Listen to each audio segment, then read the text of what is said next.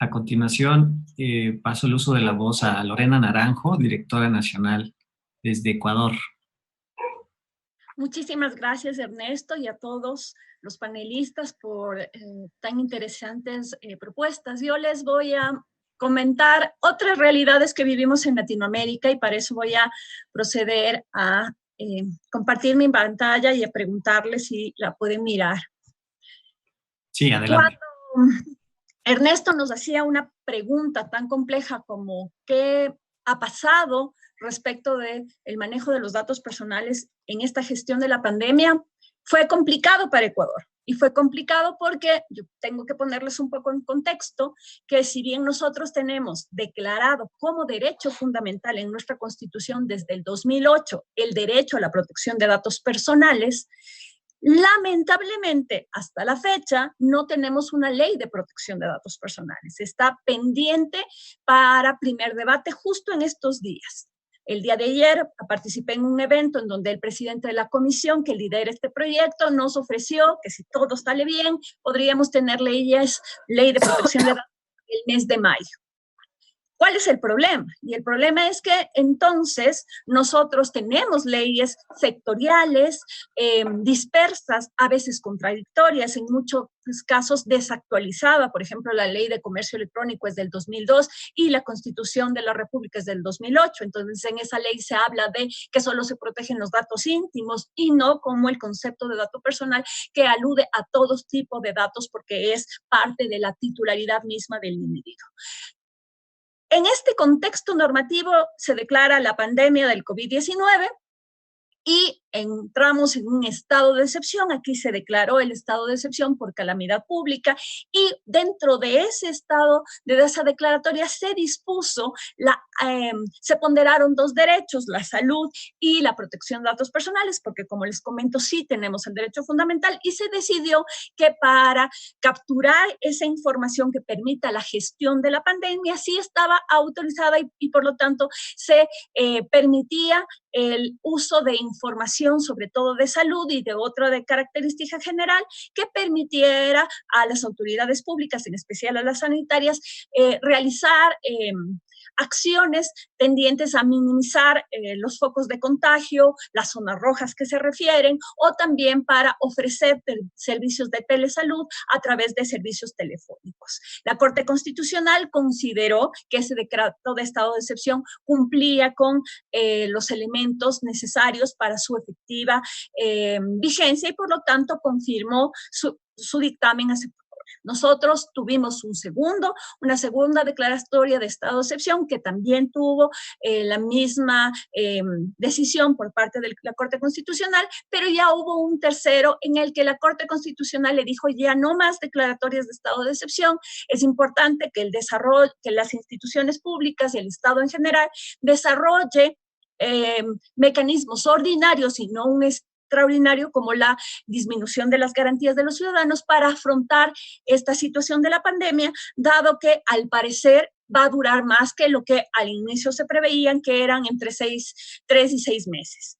Producto de todo este esfuerzo apareció también una normativa que se denominó Ley Orgánica de Apoyo Humanitario, donde aparecían otros factores para gestionar la pandemia. ¿Por qué? Porque no solo es un contexto de salud, sino que también se trata de un contexto de reactivación económica, de no pérdida del empleo, de apoyo a las familias que necesitaban de recursos porque habían enfrentado una disminución real de sus ingresos al no poder salir a vender a la calle sus productos, por ejemplo, al no poder comercial o al perder incluso sus trabajos. Hay incluso una reformatoria al Código Orgánico de la Función Judicial que incluye el uso de citaciones electrónicas obligatorias para el sistema público, ya sea de organizaciones que pertenecen al territorio o aquellas que son de nivel nacional, porque también nos dimos cuenta que la gestión de las instituciones públicas tenía que agilitarse porque el Estado no podía seguir parado en virtud de responder a las necesidades de seguir moviendo el aparataje estatal, seguir moviendo la economía, seguir moviendo a la sociedad en general para responder a la pandemia. Y obviamente estamos en un proyecto pendiente de resolución sobre datos personales. Pese a que existía toda este marco normativo que les he comentado, se han desarrollado varias herramientas tecnológicas utilizadas por el Estado justo en esta época de pandemia. Y esto responde, yo creo que a dos elementos. El primer elemento, a que hemos tenido que ser transformados digitalmente a la fuerza. ¿Qué quiere decir esto? Que lamentablemente, si bien no pudimos haber estado preparados, hemos tenido que comenzar a usar servicios digitales aún en sitios que no hubiéramos pensado que lo íbamos a hacer.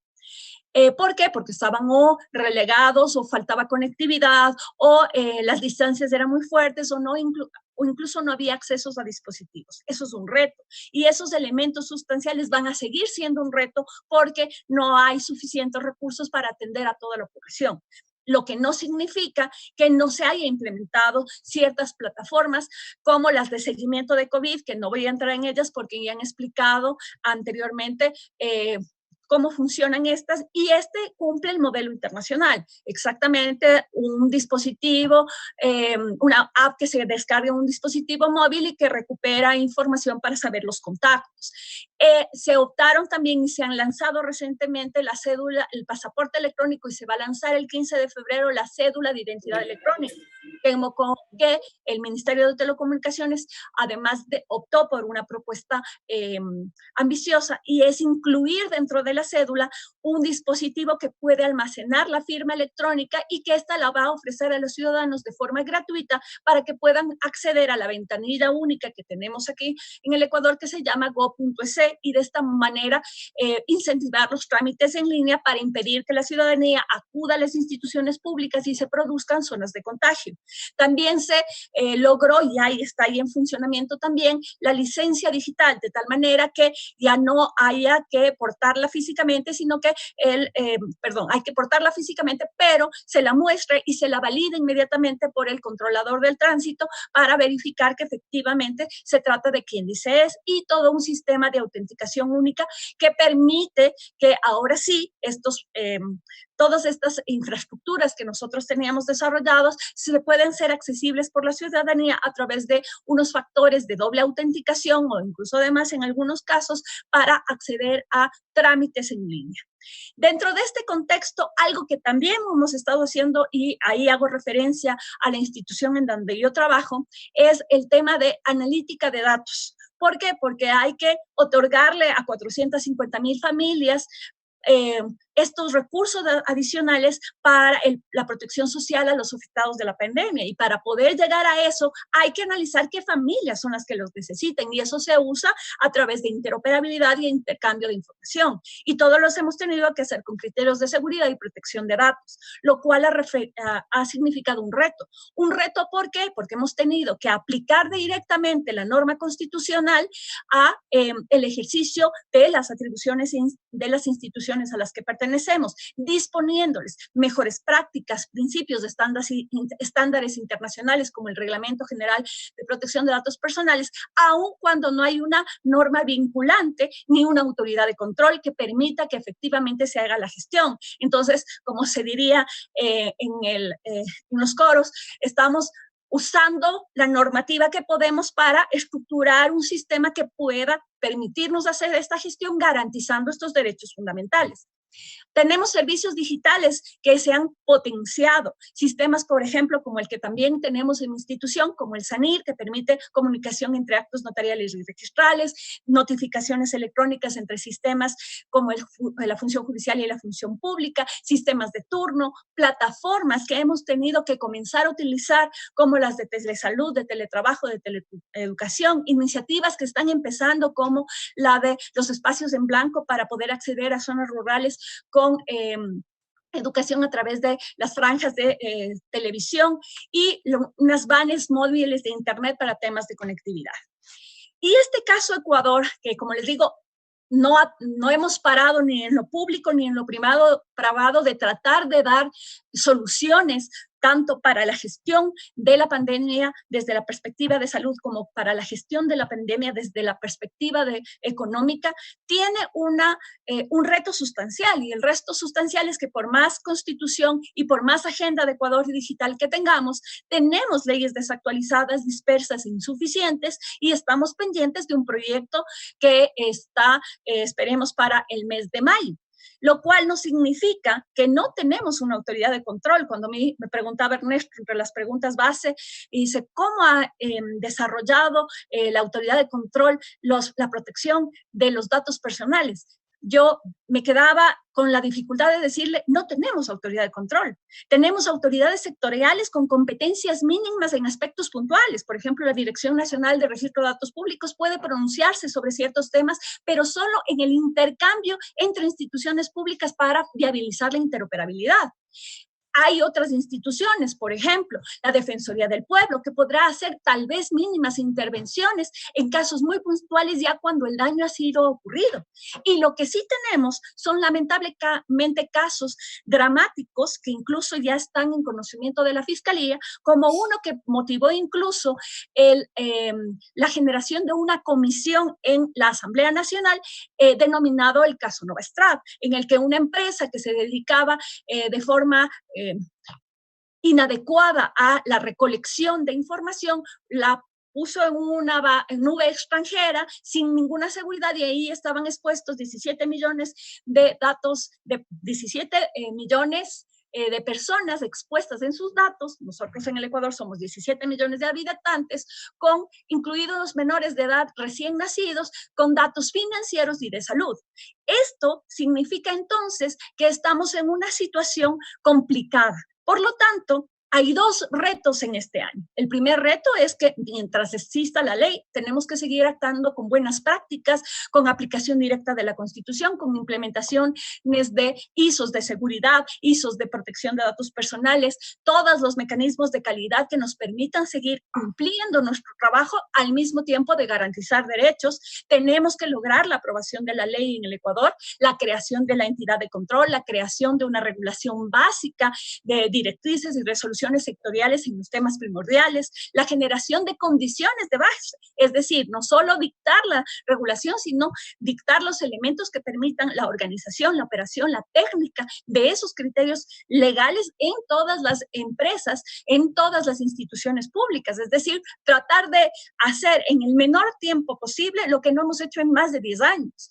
La generación también de capacidades tecnológicas, de las habilidades de nuestros funcionarios, desde el que atiende en ventanilla hasta el del ingeniero en sistemas, por incluirse o empoderarse de este derecho de ciudadano, pero también de esta obligación que tenemos los responsables de tratamiento. Es decir, comenzar a pensar en una cultura de protección de datos personales que garantice una transparencia entre las relaciones del Estado y los ciudadanos en este tema, que viabilice servicios digitales públicos garantes de derechos, que permita desarrollar capacidades de captura del valor de los datos y obviamente la gestión de la pandemia en la cuestión de salud y la reactivación económica. Y mientras hacemos todo esto, sin perder en cuenta el enfoque de género, el enfoque etario y el enfoque de movilidad humana.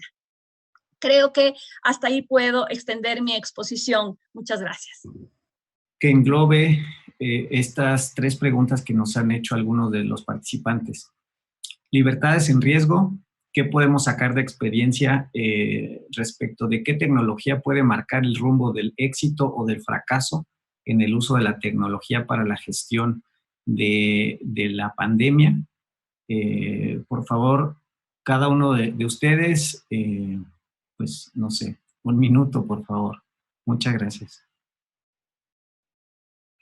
El derecho a la protección de datos es un derecho instrumental, porque permite el ejercicio de las libertades. Entonces, yo creo que en lugar de pensar que tecnologías pudieran vulnerar más, tenemos que comenzar a pensar cómo seguimos construyendo democracias en que todas nuestras libertades estén garantizadas en entornos físicos y entornos virtuales, en que todo lo que hacemos con la tecnología tenemos que hacerlas con privacidad por diseño, aún en países como el Ecuador, en el que no tenemos ley, que tenemos que pensar en riesgos reputacionales, en riesgos de seguridad, que tenemos que generar esa conciencia, esa cultura de protección y seguridad para que podamos ser competitivos a nivel internacional, para poder reactivarnos económicamente, para escuchar las sugerencias que ya nos hace CEPAL, que ya nos hace la ONU, de comenzar a hacer un bloque, de actuar unidos en Latinoamérica,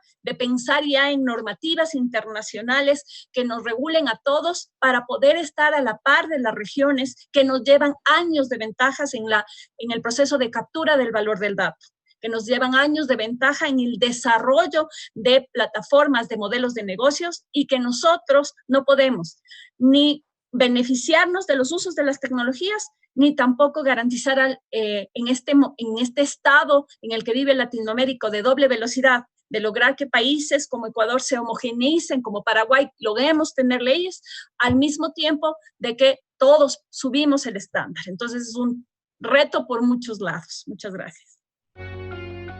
DINARDAP. Trabajamos por sus datos. Sembramos futuro.